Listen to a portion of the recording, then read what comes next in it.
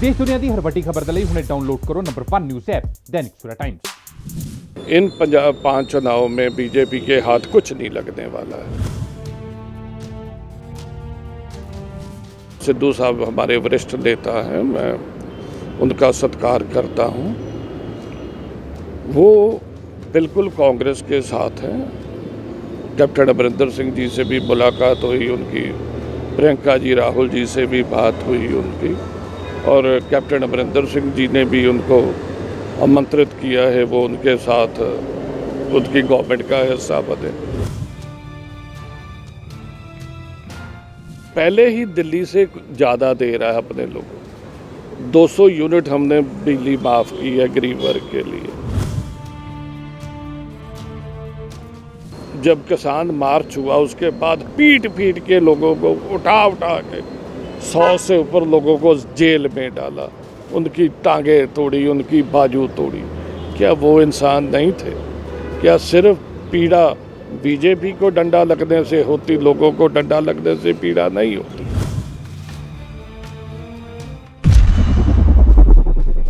पंजाब एक ऐसा सूबा है, यहाँ कभी भी बॉर्डर लेबर का एक भी इन रियलिटी कोई एक भी किस्सा नहीं आया।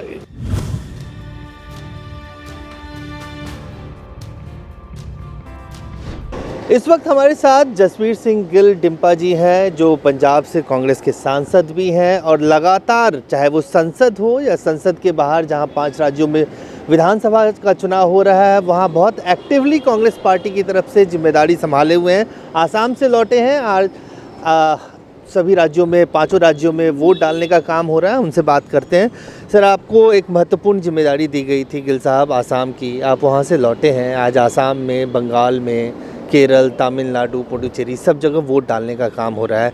कांग्रेस पार्टी के लिहाज से कितनी उम्मीद है आपको? मैं खुद भी इस चुनाव प्रचार से जुड़ा रहा हूं और मैं असम में काफ़ी तकरीबन 15 दिन के करीब मैंने लगाए, और जितनी मेरे को जानकारी मिल रही है इस चुनाव में बीजेपी का सूखड़ा साफ होगा।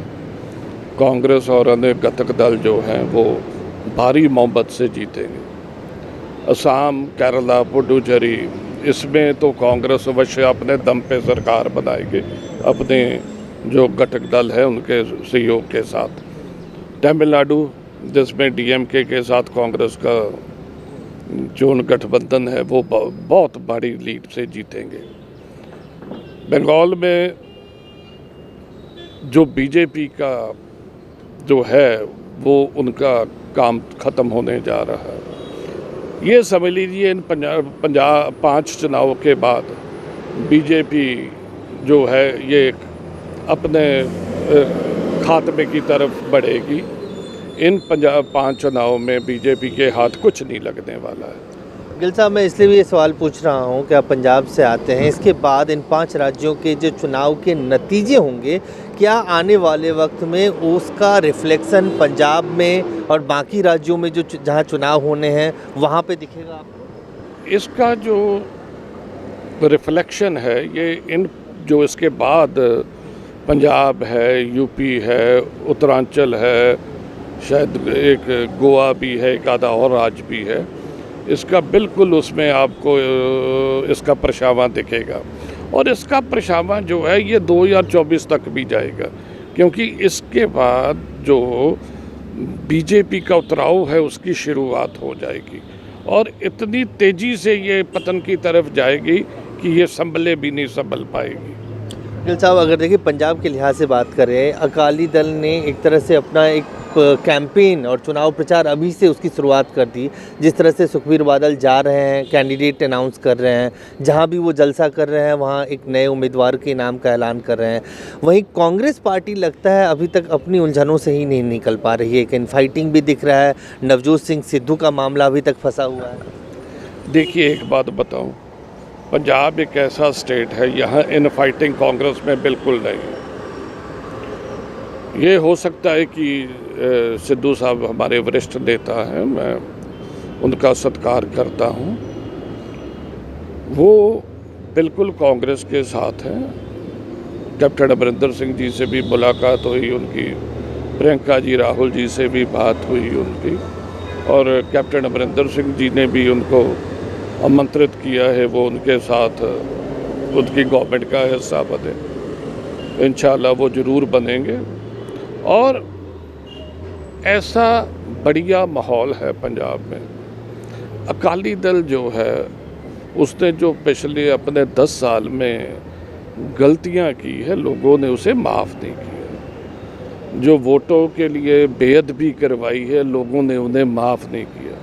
जो करप्शन की है, जो धांधली की है, जो सियासी बदलाखोरी की है, उसको लोगों ने माफ़ नहीं किया। ये जितना चाहे उछल कूद लें।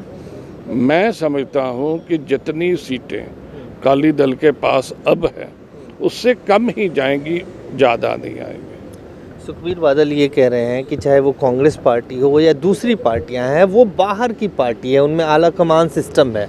अकाली दल ही एक ऐसी पार्टी है जो पंजाब की पार्टी है, नेतृत्व पंजाब का है, किसी से पूछने की ज़रूरत नहीं है, जितने नेता हैं, लीडरशिप है, वो सब पंजाब के हैं। तो ये एक एडवांटेज आपको दिख रहा है अकालियों को?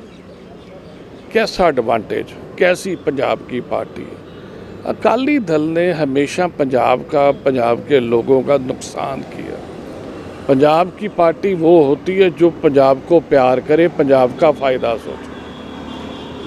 2017 में जब इनकी सरकार जा रही थी, वोटों की गिनती से 2 दिन पहले जो FCI के स्टॉक में कोई फ़र्क था 31,000 करोड़ रुपए का, जो गवर्नमेंट ऑफ इंडिया ने की ये प्रपोज़ल थी कि इसके 3 हिस्से कर लेते हैं। एक हिस्सा इसका 10,000 करोड़ 11,000 पंजाब गवर्नमेंट जो है वो दे दे, 10,000 करोड़ FCI दे दे, 10,000 करोड़ जो है वो सेंट्रल गवर्नमेंट दे दे। जब इनके पास रिपोर्ट्स आई कि हम बिल्कुल ख़त्म होने जा रहे हैं, इन्होंने वोटों की गिनती से 2 दिन पहले फाइल साइन करके 31,000 करोड़ का 31,000 करोड़ ही पंजाब पे डाल दिए। और जिसका हमें आगे वाले 9 सालों में 57,000 करोड़ रुपया देना होगा, जिसमें हम 13-14,000 करोड़ ऑलरेडी दे चुके। कैसा पंजाब बर्डन छोड़ के गए वो? ये मैं बर्डन तो छोड़ के ही गए, इनकी सोच की बात कर रहा हूँ कि इनका प्यार जो 10,000 करोड़ में हो सकता था, इन्होंने 31,000 करोड़ पंजाब पे डाला है। क्या प्यार है इनका? क्या पंजाब प्यार? ये हताशी है। सारे पंजाब में इन्होंने ड्रग के अड्डे खोल दिए। क्या ये प्यार है? अकाली दल कुछ भी कह ले, आज इनकी किसी भी बात पे कोई पंजाब का लोग एतबार नहीं करते।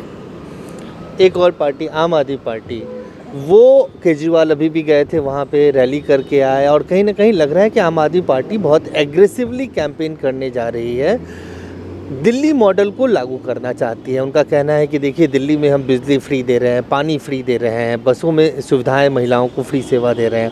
कैप्टन अमरिंदर सिंह ने भी 1 अप्रैल से इसकी शुरुआत की है। तो इसका कितना इम्पैक्ट देखते हैं पंजाब के अंदर? दिल्ली मॉडल क्या सफल हो पाएगा? देखिए, पंजाब की और दिल्ली की स्थिति बिल्कुल विपरीत है। यहाँ नौकरी पेशा और बिजनेस है, वहाँ खेती। पंजाब खेती प्रधान सूबा, यहाँ की आबादी बहुत डेंसली पॉपुलेटेड। मगर पंजाब पहले ही दिल्ली से ज़्यादा दे रहा है अपने लोगों। 200 यूनिट हमने बिजली माफ़ की है गरीब वर्ग के लिए, पेंशन हम दे रहे हैं, बस का किराया हमने। बात ये है कि यहाँ जो क्या हालात कर दिए इन्होंने दिल्ली के, एक आदमी के झूठ, एक आदमी की अकड़ की सज़ा आज सारी दिल्ली भुगत रही। मैं इससे भी अलग कहना चाहता हूँ कि जैसे कैप्टन अमरिंदर सिंह जी, उन्होंने वो काम हमेशा किया जो पंजाब के हित में था। लड़ाई लड़ते हैं पंजाब के हकों की, चाहे पंजाब के पानी की लड़ाई हो, चाहे पंजाब के जवानी की लड़ाई, चाहे पंजाब की खेती की। ये काम केजरीवाल नहीं कर सकते। और केजरीवाल जो है वो उनका झूठ पंजाब में नहीं चलेगा। सर एक सवाल आपने कहा, देखिए पंजाब मूल रूप से एक एग्रीकल्चर स्टेट है, किसानी का स्टेट है। 130 दिन से ज़्यादा हो गया किसान दिल्ली की बॉर्डर पे और बाकी जगह प्रोटेस्ट कर रहे हैं। आप लोग भी 100 दिन से ज़्यादा हो गया यहाँ जंतर मंतर पे बैठे हैं। हाल में एक घटना पंजाब में हुई जिसमें बीजेपी के एक विधायक की एक तरह से जिस तरह से मारपीट की गई, उनके कपड़े फाड़े गए। क्या आपको लगता है कि ये एक स्वाभाविक गुस्सा है किसानों के अंदर बीजेपी को लेकर, खासतौर से पंजाब के अंदर? ये तो बिल्कुल दुरुस्त बात है कि किसानों के नहीं, पंजाब के लोग किसी भी वर्ग से हों, पंजाब के आड़तिया हो, दुकानदार हो, माइनॉरिटीज़ हो, दलित हो, सभी के मन के अंदर बहुत भारी गुस्सा है बीजेपी और केंद्र सरकार पे। आप देखिए 351 किसान मर गए। इन्होंने जब किसान मार्च हुआ उसके बाद पीट पीट के लोगों को उठा के 100 से ऊपर लोगों को जेल में डाला, उनकी टांगें तोड़ी, उनकी बाजू तोड़ी। क्या वो इंसान नहीं थे? क्या सिर्फ पीड़ा बीजेपी को डंडा लगने से होती, लोगों को डंडा लगने से पीड़ा नहीं होती? ये इसके बावजूद भी, किसानों के साथ इतना बुरा होने के बावजूद भी, इन्होंने सहानुभूति उनसे जताने की बजाय उन्हें खालिस्तानी कहा, उन्हें नक्सल कहा, उन्हें एंटी नेशनल कहा, उन्हें पाकिस्तानी फंडेड कहा, उन्हें चीनी एजेंट कहा। क्या क्या नाम इन्होंने किसानों को नहीं दिए। आप किसानों के साथ इतना बुरा करोगे तो क्या इसमें किसानों को गुस्सा नहीं आएगा? मैं वायलेंस के हक में नहीं हूँ, किसी को भी नहीं करना चाहिए, ना सरकार को, ना किसानों को, ना बीजेपी को। मगर जब आप, ये तो नहीं हो सकता कि आप जो करो वो सही है, दूसरे करे वो गलत है। बीजेपी को भी एक बार इसको दोबारा सुहृदता से सोचना चाहिए और अच्छा काम करना चाहिए और किसानों का मसला जो है ये हल करना चाहिए। केंद्र सरकार के मंत्री तो ये कह रहे हैं कि पंजाब के जो किसान हैं वो माइग्रेटेड लेबर को नशे की आदत डाल रहे हैं, नशे करवा के और उनसे काम करवाते हैं, बंधुआ मजदूरी करवाते हैं। इस तरह की बात सरकार के मंत्री कह रहे हैं। आप देखिए, किसान के मंत्री तोते, वो एक बीएसएफ की चिट्ठी का हवाला देते हैं जिसमें उन्होंने कहा कि हमने पिछले 54 दिन में,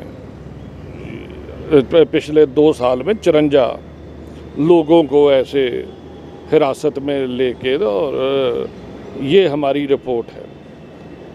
पहली बात, बीजेपी का काम इन्वेस्टिगेशन करना नहीं, इन्वेस्टिगेशन लोकल पुलिस का काम।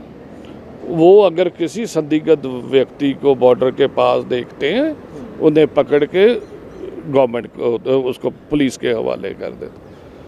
ये बॉर्डर की बात करें, और मैं उस क्षेत्र का एमपी हूँ जिसका सबसे 200 किलोमीटर के करीब बॉर्डर है, और मैं हर महीने अपने ऑफिसर्स के साथ बैठक भी करता हूँ, अपने क्षेत्र में भी जाता हूँ। मेरे पास कभी एक मसला नहीं आया।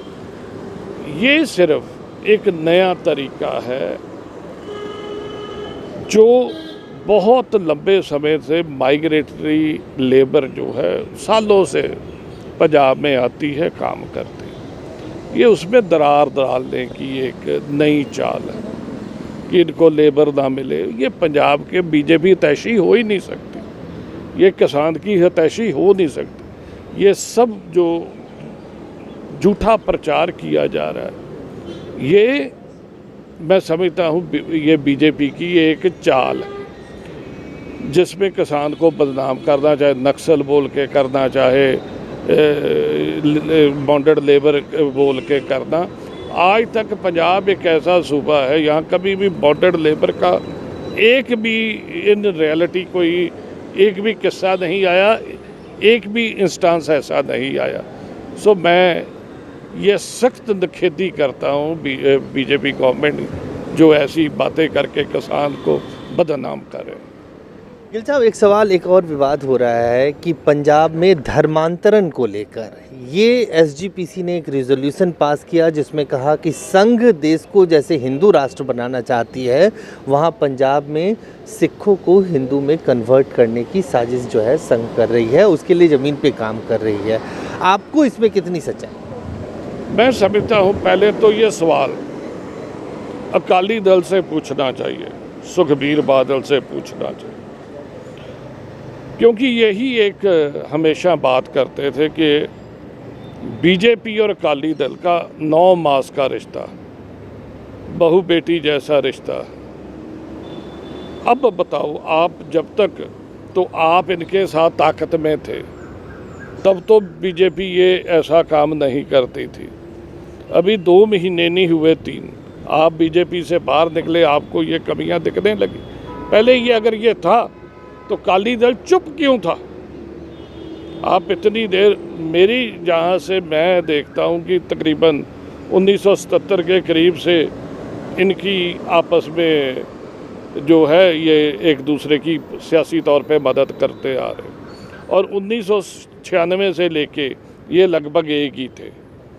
और इसी बीजेपी की वजह से अकाली दल ने एक सिख पार्टी ना होके अपने आप को पंजाबी पार्टी में कन्वर्ट किया। तो आपने तब क्यों किया था?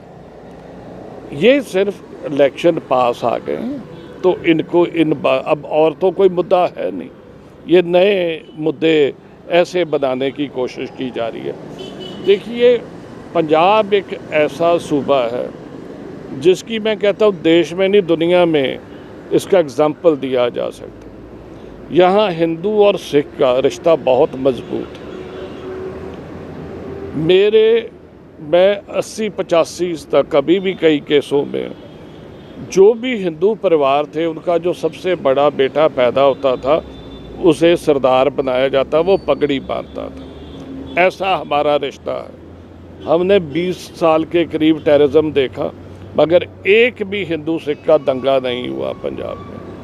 हमारा आज भी कई सरदारों के घर में जगराता होता है, हिंदुओं के घर में अखंड पाठ करवाया जाता है। तो हमारा ऐसा रिश्ता है आपस में। जितने लोग मंदिर जाते हैं, कुछ सिख तो बहुत हिंदू जो है वो दरबार साहब माथा टेकने गुरुद्वारा में आते हैं। उनकी शादियां, उनके जो अंतिम बर्दाश्त है वो सिख रीति रवायतों से होती हैं। तो मैं समझता हूँ कि ये सांप्रदायिक ध्रुवीकरण का एजेंडा फेल हो जाए।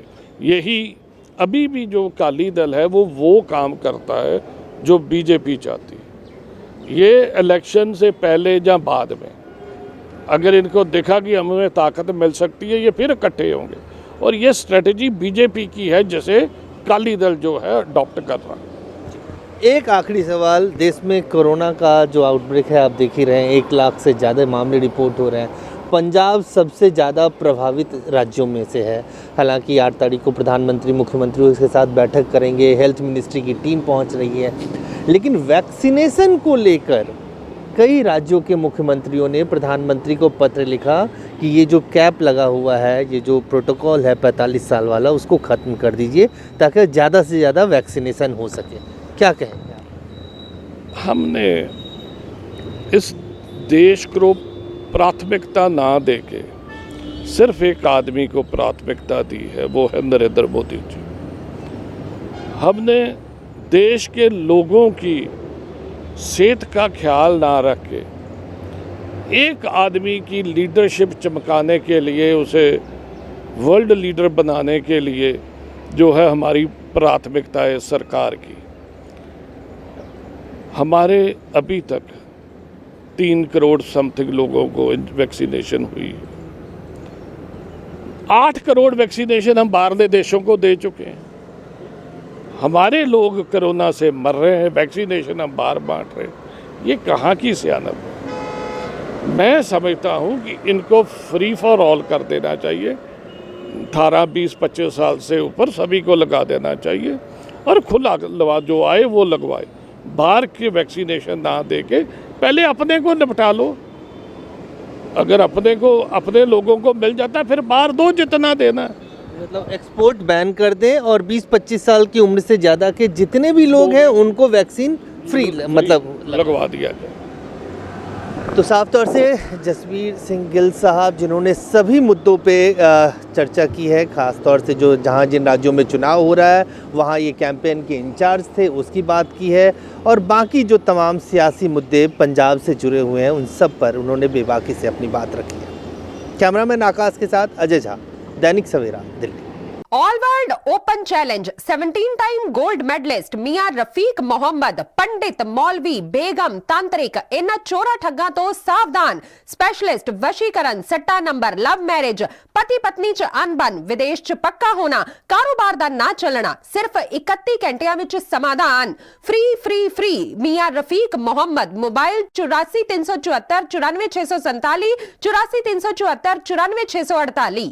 पंडित राधे शर्मा, चमत्कार ਹੁੰਦੇ ਵੇਖੋ ਆਪਣੀਆਂ ਅੱਖਾਂ ਦੇ ਸਾਹਮਣੇ। 24 ਘੰਟੇ ਵਿੱਚ ਪਾਓ ਹਰ ਪਰੇਸ਼ਾਨੀ ਦਾ ਹੱਲ। ਮੁਸਲਮਾਨੀ, ਰੂਹਾਨੀ ਤੇ ਕਾਲੇ ਇਲਮ ਦੇ ਬਾਦਸ਼ਾਹ, ਮੇਰੇ ਕੀਤੇ ਨੂੰ ਮੇਰੇ ਤੋਂ ਇਲਾਵਾ ਕੋਈ ਕੱਟ ਨਹੀਂ ਸਕਦਾ। ਮੋੜੀ ਵਸ਼ੀਕਰਨ ਕਰਵਾਓ, ਮਨਚਾਹਾ ਪਿਆਰ ਪਾਓ, ਲਵ ਮੈਰਿਜ, ਸੌਤਨ ਦੁਸ਼ਮਣ ਤੋਂ ਛੁਟਕਾਰਾ, ਤਲਾਕ ਕੇਸ, ਜ਼ਮੀਨੀ ਝਗੜਾ, ਨੌਕਰੀ, ਕਾਰੋਬਾਰ ਚ ਰੁਕਾਵਟ, ਵਿਦੇਸ਼ ਯਾਤਰਾ, ਲੋਟਰੀ ਤੋਂ ਤੁਹਾਨੂੰ ਮਿਲੇਗਾ ਜਾਂ ਨਹੀਂ, ਸੱਚਾਈ ਜਾਣੋ। ਲੋਟਰੀ ਨੰਬਰ ਪਾਓ 649 ਹੋਵੇ ਜਾਂ ਲੋਟੋ ਮੈਕਸ, ਤੁਹਾਡੀ ਹਰ ਗੱਲ 100% ਗੁਪਤ ਰੱਖੀ ਜਾਵੇਗੀ। ਪਿਆਰ ਵਿੱਚ ਧੋਖਾ ਖਾਏ ਪ੍ਰੇਮੀ ਪ੍ਰੇਮਿਕਾ ਇੱਕ ਵਾਰ ਜ਼ਰੂਰ ਮਿਲੋ, ਮੈਂ ਤੁਹਾਡਾ ਪਿਆਰ ਟੁੱਟਣ ਨਹੀਂ ਦੇਵਾਂਗਾ। ਮੋਬਾਈਲ 98 768 045 80 85 588 38 617।